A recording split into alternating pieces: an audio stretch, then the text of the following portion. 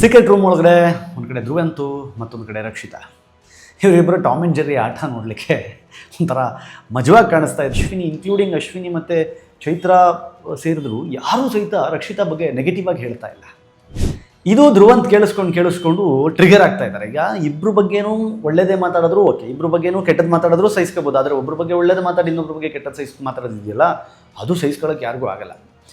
So ಹೀಗಿರುವಾಗ ಒಂದೇ ಮನೆಯೊಳಗಡೆ ಇದ್ಕೊಂಡು ಅವರಿಬ್ಬರು ಹೊರಗಡೆ ಆಟಗಳನ್ನು ನೋಡ್ತಾ ಇದ್ದಾರೆ. ಅಟ್ ದಿ ಸೇಮ್ ಟೈಮ್ ತಾವಿಬ್ಬರು ಮನೆಯಿಂದ ಎಲಿಮಿನೇಟ್ ಆಗಿಲ್ಲ ಅನ್ನೋ ಒಂದು ಸಮಾಧಾನದಲ್ಲೂ ಇದ್ದಾರೆ. ಗಿಲ್ಲಿಯ ಪರವಾಗಿ ಒನ್ ಸೈಡೆಡ್ ಒಂದಿಷ್ಟು ರೇಸ್ ಹೋಗ್ತಾ ಇದ್ರು ಸಹಿತ ಮತ್ತೊಂದು ಕಡೆ ಎರಡನೇ ರೇಸ್ನಲ್ಲಿ, ಆ ರೇಸ್ನ ಎರಡನೇ ಭಾಗದಲ್ಲಿ ಬಂದು ನಿಂತ್ಕೊಳ್ತಾ ಇರೋದೇ ರಕ್ಷಿತಾ. ಕೆಲವರು ತುಂಬ ಇರಿಟೇಟ್ ಮಾಡ್ತಿದ್ದಾರೆ ಅಂತ ಅನಿಸಿದ್ರು ಸಹಿತ ಅವರ ಇರಿಟೇಷನ್ ಮನೆಯ ಆಟವನ್ನು ಜೀವಂತವಾಗಿಟ್ಟಿರುತ್ತೆ ಅನ್ನುವ ಕಾರಣಕ್ಕೆ ಜನ ಅವರನ್ನೂ ಸಹಿತ ಇಷ್ಟಪಡ್ತಾರೆ, ಜನ ಅವ್ರಿಗೂ ಓಟ್ ಹಾಕ್ತಾರೆ. ನಮಸ್ಕಾರ, ಸ್ಪೀಡ್ ಪ್ಲಸ್ ಕರ್ನಾಟಕದ ವಿಶೇಷ ಕಾರ್ಯಕ್ರಮಕ್ಕೆ ಸ್ವಾಗತ. ನಾನು ನಿಮ್ಮ ಕಿರಿಕೀರ್ತಿ. ಬಿಗ್ ಬಾಸ್ ಸೀಕ್ರೆಟ್ ರೂಮ್ನ ಜಟಾಪಟಿ ಜೋರಾಗಿದೆ. ಸೀಕ್ರೆಟ್ ರೂಮ್ ಒಳಗಡೆ ಒಂದು ಕಡೆ ಧ್ರುವಂತು ಮತ್ತೊಂದು ಕಡೆ ರಕ್ಷಿತಾ. ಇವರಿಬ್ಬರು ಟಾಮ್ ಆ್ಯಂಡ್ ಜೆರ್ರಿ ಆಟ ನೋಡಲಿಕ್ಕೆ ಒಂಥರ ಮಜವಾಗಿ ಕಾಣಿಸ್ತಾ ಇದ್ರು ಸಹಿತ ಒಂದು ಸೀಕ್ರೆಟ್ ಟಾಸ್ಕ್ನ ಒಳಗಡೆ, ಅಂದರೆ ಸೀಕ್ರೆಟ್ ರೂಮ್ನ ಒಳಗಡೆ ಇದ್ದುಕೊಂಡು ಇಬ್ಬರೇ ಅದರಲ್ಲಿ ಒಬ್ರನ್ನೊಬ್ಬರನ್ನ ನೋಡೋಕ್ಕಾಗದೆ ಕಿತ್ತಾಡ್ಕೊಂಡು ಇದ್ದವ್ರನ್ನ ಹಾಕಿಬಿಟ್ರೆ ಹೇಗಿರುತ್ತೆ ಅನ್ನೋದಕ್ಕೆ ಸ್ಪಷ್ಟ ಉದಾಹರಣೆ ಇತ್ತು. ನಮ್ಮ ಸೀಸನ್ನಲ್ಲೂ ಹೀಗೆ ಆಗಿತ್ತು. ಮಾಳ್ವಿಕಾ ಮತ್ತು ಪ್ರಥಮ್ ಅವ್ರನ್ನ ಒಟ್ಟಿಗೆ ಹಾಕಿದರು. ಹಾಗೆ ಅದೇ ಥರದ ಒಂದು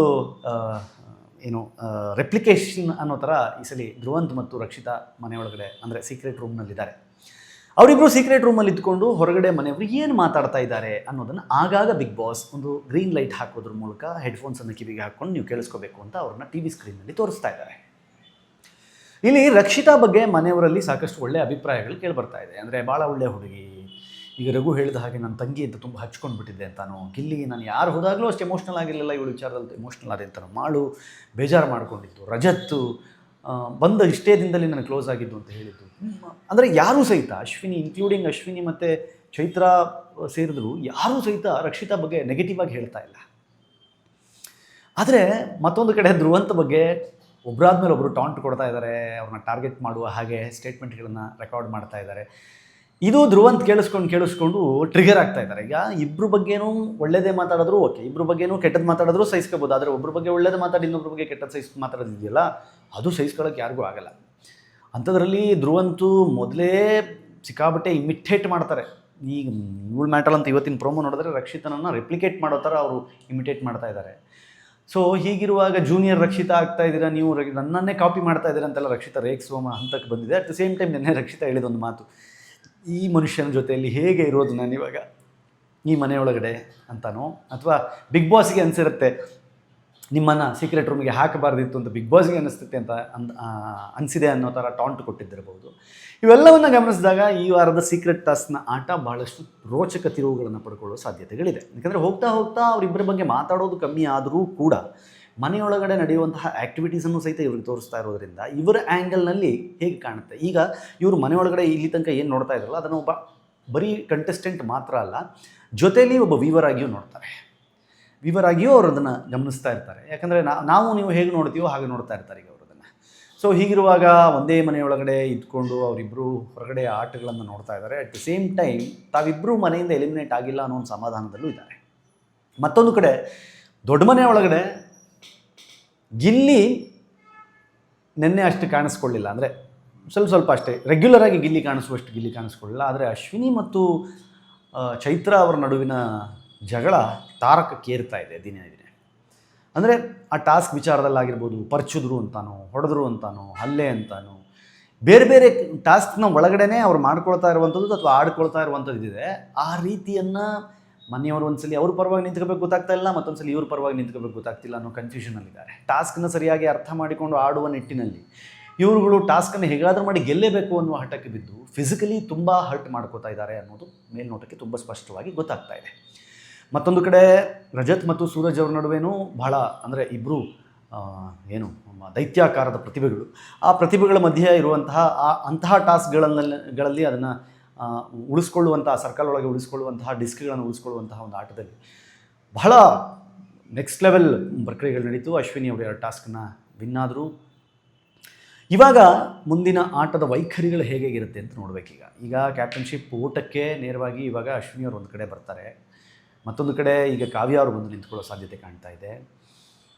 ರಾಶಿಕಾ ಕ್ಯಾಪ್ಟನ್ ಆಗಿ ಬಹಳ ನೀಟಾಗಿ ಹ್ಯಾಂಡಲ್ ಮಾಡುವ ಪ್ರಯತ್ನವನ್ನು ಮಾಡ್ತಾ ಇದ್ರು ಸಹಿತ ಮನೆಯವರು ಅಷ್ಟು ಸುಲಭಕ್ಕೆ ಅವರ ಮಾತುಗಳನ್ನು ಕೇಳ್ತಾ ಇಲ್ಲ. ಉಸ್ತುವಾರಿಯ ಮೇಲೆ ಬಹಳ ದೊಡ್ಡ ಅದು ಯಾವಾಗಲೂ ಬರುತ್ತೆ. ಯಾರಾದರೂ ಉಸ್ತುವಾರಿ ವಹಿಸ್ತಾ ಇದ್ದಾರೆ ಅಂತಂದರೆ ಒಬ್ಬರಿಗೆ ಮೆಚ್ಚುಗೆ ಆಗುತ್ತೆ, ಒಬ್ರಿಗೆ ಮೆಚ್ಚುಗೆ ಆಗದೆ ಇರೋದು ಸಹಜ. ಆದರೆ Rashika is handling it in very ಅಂದರೆ ಸೆನ್ಸಿಟಿವ್ ಮ್ಯಾನರಲ್ಲಿ ತುಂಬ ನೀಟಾಗಿ ಅದನ್ನು ಹ್ಯಾಂಡಲ್ ಮಾಡುವ ಪ್ರಯತ್ನವನ್ನು ಮಾಡ್ತಿದ್ದಾರೆ. ಮತ್ತು ಒಂದೊಂದು ಕಡೆ ಅನಿಸುತ್ತೆ ಬೇಕಾಗಿರಲಿಲ್ಲ ಅಷ್ಟೊಂದು ಅಗ್ರೆಸಿವ್ ಆಗಿ ಹೇಳೋದು ಅಥವಾ ಅಗ್ರೆಸಿವ್ ಆಗಿ ಮಾತಾಡೋದು ಬೇಕಾಗಿಲ್ಲ ಅಂತ ಅನಿಸಿದ್ರೂ ಕೂಡ ಆಟದ ವೈಖರಿಯಲ್ಲಿ ಇಡೀ ಮನೆ ಅಷ್ಟೊಂದು ಅಗ್ರೆಸಿವ್ ಆಗಿ ಆಡಬೇಕಾದ್ರೆ ಅಷ್ಟು ಬೇಕಾಗುತ್ತೆ. ಮತ್ತೊಂದು ಕಡೆ ಈ ಕಡೆ ಸೀಕ್ರೆಟ್ ರೂಮ್ಗೆ ಮತ್ತೆ ವಾಪಸ್ ಬರೋದಾದರೆ ನನ್ನ ಜನ ನನಗೆ ಮೋಸ ಮಾಡಲಿಲ್ಲ ಅಂತ ರಕ್ಷಿತಾ ಹೇಳಿದಾಗ ನಿನ್ನ ಜನ ಏನು ಭಾಳ ದೊಡ್ಡ ನಿನ್ನ ಜನ ಅಂತೇಳಿ ಅವಳನ್ನು ರೇಗಿಸಿದ್ದು. ನೀವೆಲ್ಲರೂ ಒಬ್ರಿಗೊಬ್ರು ಬಕೆಟ್ ಹಿಡ್ಕೊಂಡು ಒಬ್ರಿಗೊಬ್ರಿಗೆ ಲಾಭ ಎಲ್ಲಾಗುತ್ತೆ ಅನ್ನೋದನ್ನು ನೋಡಿಕೊಂಡು ಆಟ ಆಡೋರು ಅಂತ ಟಾಂಟ್ ಕೊಟ್ಟಿದ್ದು.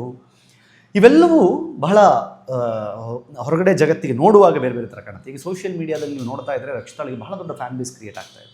ಅದರಲ್ಲೂ ಅವಳು ತನ್ನ ಮೆಚ್ಯೂರಿಟಿಯನ್ನು ತೋರಿಸೋದು, ಅವಳ ಮಾತುಗಳನ್ನು ಆಡುವಾಗ ಅವಳು ಬಹಳ ಸೂಕ್ಷ್ಮವಾಗಿ, ಅವಳಿಗೆ ಭಾಷೆ ಸ್ಪಷ್ಟವಾಗಿ ಬರದೇ ಇದ್ರೂ ಸಹಿತ ಭಾವನೆಗಳನ್ನು ವ್ಯಕ್ತಪಡಿಸುವ ನಿಟ್ಟಿನಲ್ಲಿ ಅವಳು ಆಡುವ ರೀತಿಯನ್ನು ನೋಡಿದಾಗ ಜನಕ್ಕೆ ಇಲ್ಲ ಇವಳಲ್ಲಿ ಏನೋ ಇದೆ ಅಂತ. ಆಲ್ರೆಡಿ ಅವಳನ್ನು ಟಾಪ್ 5 ಲೀಸ್ಟ್ನಲ್ಲಿ ಸಾಕಷ್ಟು ಜನ ಸೇರಿಸಿಟ್ಟುಬಿಟ್ಟಿದ್ದಾರೆ. ರಕ್ಷಿತಾ ಫೈನಲಲ್ಲಿ ಇರ್ತಾಳೆ ಅಂತ, ಟಾಪ್ 2 ಅಂತ ಆಲ್ರೆಡಿ ಮಾತಾಡ್ಕೊಳ್ತಾ ಇದ್ದಾರೆ. ಗಿಲ್ಲಿಯ ಪರವಾಗಿ ಒನ್ ಸೈಡೆಡ್ ಒಂದಿಷ್ಟು ಏನು ರೇಸ್ ಹೋಗ್ತಾ ಇದ್ರು ಸಹಿತ ಮತ್ತೊಂದು ಕಡೆ ಎರಡನೇ ರೇಸ್ನಲ್ಲಿ, ಆ ರೇಸ್ನ ಎರಡನೇ ಭಾಗದಲ್ಲಿ ಬಂದು ನಿಂತ್ಕೊಳ್ತಾ ಇರೋದೇ ರಕ್ಷಿತಾ ಯಾರ ವಿಚಾರದಲ್ಲೂ ಮುಖಾಮುಖಿ ನೋಡ್ತಾ ಇಲ್ಲ. ಅದು ಗಿಲ್ಲಿಯ ವಿಚಾರ ಆಗಿರ್ಬೋದು, ಅಶ್ವಿನಿ ಅವರ ವಿಚಾರದಲ್ಲಾಗಿರ್ಬೋದು, ಚೈತ್ರ ಅವರ ವಿಚಾರದಲ್ಲಾಗಿರ್ಬೋದು, ಧ್ರುವಂತ್ ವಿಚಾರದಲ್ಲಾಗಿರ್ಬೋದು, ಯಾರೇ ಆಗಿರಲಿ ಮುಖಕ್ಕೆ ಮುಖ ಕೊಟ್ಟು ಪಟ್ ಅಂತ ಏನು ಹೇಳಬೇಕು ಅದನ್ನು ಹೇಳ್ತಾ ಇದ್ದಾರೆ. ಸೊ ಈ ಕಾರಣದಿಂದಾಗಿ ರಕ್ಷಿತಾ ತನ್ನ ಓಪನ್ ಟಾಕ್ಸ್ನಿಂದಾಗಿ ಮತ್ತು ನೇರವಂತಿಕೆಯಿಂದ ಅವಳು ಎಲ್ಲರಿಗೂ ಹತ್ತಿರ ಆಗ್ತಾ ಇದ್ದಾಳೆ ಅನ್ನೋದು ಎರಡನೇ ಮಾತೇ ಇಲ್ಲ. ಅವಳಲ್ಲಿ ಮುಗ್ಧತೆಯೂ ಕಾಣ್ತಾ ಇದೆ, ಜೊತೆಗೆ ಮೆಚ್ಯೂರಿಟಿಯೂ ಕಾಣ್ತಾ ಇದೆ. ಅವಳ ಕನ್ನಡ ಭಾಷೆ ಹಾಸ್ಯಾಸ್ಪದವಾಗಿ ಕಾಣಿಸಿದ್ರು ಸಹಿತ ಅವಳ ಮಾತಿನಲ್ಲಿರುವ ಅರ್ಥ ತುಂಬ ಸ್ಟ್ರಾಂಗ್ ಆಗಿದೆ ಅನ್ನೋದು ಅರ್ಥ ಆಗ್ತಾ ಇದೆ. ಸೊ ಹೀಗಿರುವಾಗ ಇನ್ನು ಮುಂದಿನ ದಿನಗಳಲ್ಲಿ ಮನೆಯ ಹೀಟ್ ತುಂಬ ಜಾಸ್ತಿ ಆಗುತ್ತೆ. ಯಾಕೆ ಜಾಸ್ತಿ ಆಗುತ್ತೆ ಅಂತಂದರೆ ಇನ್ನು ಮುಂದೆ ಎಲಿಮಿನೇಷನ್ಸ್ ತುಂಬ ಸ್ಟ್ರಾಂಗ್ ಆಗಿ ಆಗ್ತಾ ಹೋಗುತ್ತೆ.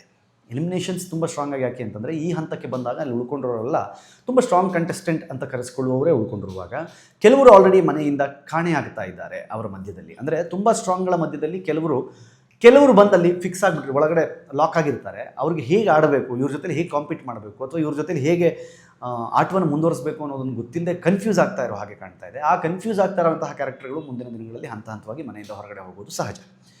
ಕೆಲವರು ತುಂಬ ಇರಿಟೇಟ್ ಮಾಡ್ತಿದ್ದಾರೆ ಅಂತ ಅನಿಸಿದ್ರು ಸಹಿತ ಅವರ ಇರಿಟೇಷನ್ ಮನೆಯ ಆಟವನ್ನು ಜೀವಂತವಾಗಿಟ್ಟಿರುತ್ತೆ ಅನ್ನುವ ಕಾರಣಕ್ಕೆ ಜನ ಅವರನ್ನೂ ಸಹಿತ ಇಷ್ಟಪಡ್ತಾರೆ, ಜನ ಅವ್ರಿಗೂ ಓಟ್ ಹಾಕ್ತಾರೆ.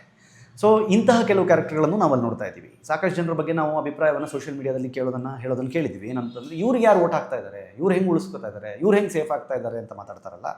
ಬಿಗ್ ಬಾಸ್ ಆಟ ಹಾಗೆ ನಡೆಯೋದಿಲ್ಲ. ಬಿಗ್ ಬಾಸ್ ಆಟದಲ್ಲಿ ಪ್ರತಿಯೊಬ್ಬರನ್ನು ಪ್ರತಿಯೊಂದು ರೀತಿಯಲ್ಲಿಯೂ ಇಷ್ಟಪಡುವವರು ಬೇರೆ ಬೇರೆ ಇರ್ತಾರೆ. ಈಗ ಕಳೆದ 2 ವಾರಗಳಿಂದ ಅಶ್ವಿನಿ ಅವ್ರ ಬಗ್ಗೆ ಇದ್ದಂತಹ ಟ್ರೆಂಡ್ ಒಂದು ಹಂತಕ್ಕೆ ಚೇಂಜ್ ಆಗಿ ವೈಲ್ಡ್ ಕಾರ್ಡ್ ಬಂದ ಮೇಲೆ ಅಶ್ವಿನಿ ಅವರ ಬಗ್ಗೆಗೂ ತುಂಬ ಪಾಸಿಟಿವ್ ಟಾಕ್ಸ್ಗಳನ್ನು ನಾವು ಸೋಷಿಯಲ್ ಮೀಡಿಯಾದಲ್ಲಿ ನೋಡ್ತಾ ಇದ್ದೀವಿ.